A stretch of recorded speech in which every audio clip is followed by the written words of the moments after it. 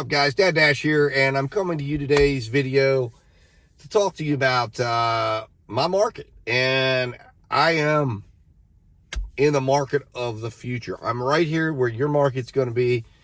Might be a month from now, might be 6 months from now, might be a year from now. But my market was one of the early markets to come into DoorDash, become part of DoorDash, and we are completely 100% saturated.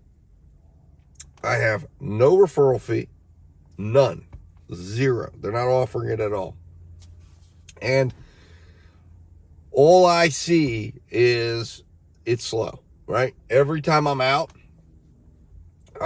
maybe an hour and a half at dinner, it might speed up. So the question is, am I able to still make money? And the answer to that is yes. Am I able to make as much money as I might have been making a year ago? It depends. I have to lean heavily on multi-apping. Very, very heavily. Could I make enough money on one app to survive? I don't believe I could. Now, I did the reset in this area, and it's not an area that you're going to be able to be a top dasher in and survive or have your vehicle survive. I have too many miles in my area. My zone is 48 miles from one end to the other. And this is my home zone. Now, my preferred market is a market that's right next door to mine. It's the Charlestown Market, and it's not saturated like this. It opened up, I'd say about 2 years ago, or maybe 3 years, probably about 2 years ago. It's still a $3 zone. It's not a $2.25 zone. And it allows me to go down there, and I try to go down there as much as I can, although it is a little bit of a drive. So I've always got about 45, about 40 miles to and from. Now I can dash along the way, which I do. And the good news is my Uber and everything reaches down there. So does my Grubhub, because Grubhub actually encompasses that zone.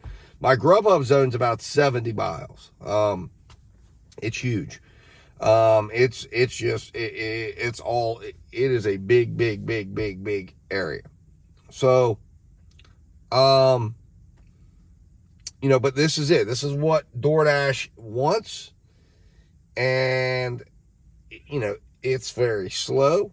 Now, what I have the confidence of is there are going to be drivers that are going to lean into the programs. They're going to believe they've got to accept every order, and the 425s and the 325s and the, and the 625s going 17 miles, which happen all the time. And that's the thing that I've seen. My acceptance rate ranges anywhere from 1% or 0. It's been as low as 0%. Right now it's sitting at 33%. And that's because I was down in the Charlestown Market recently. And also, I've gotten some decent offers. It'll go up and down. And I don't worry about my acceptance rate. I worry about, am I getting value? And sometimes I go on a good streak where I'm getting value everywhere. And other times I don't. Now, one thing, the thing that I've noticed in this area, because of how big it is, the higher your acceptance rate goes, the more they see you focusing on it. I think the algorithm knows, hey, it's getting close, and they start churning out those orders that you just absolutely cannot take. I've spoken to a few dashers up here.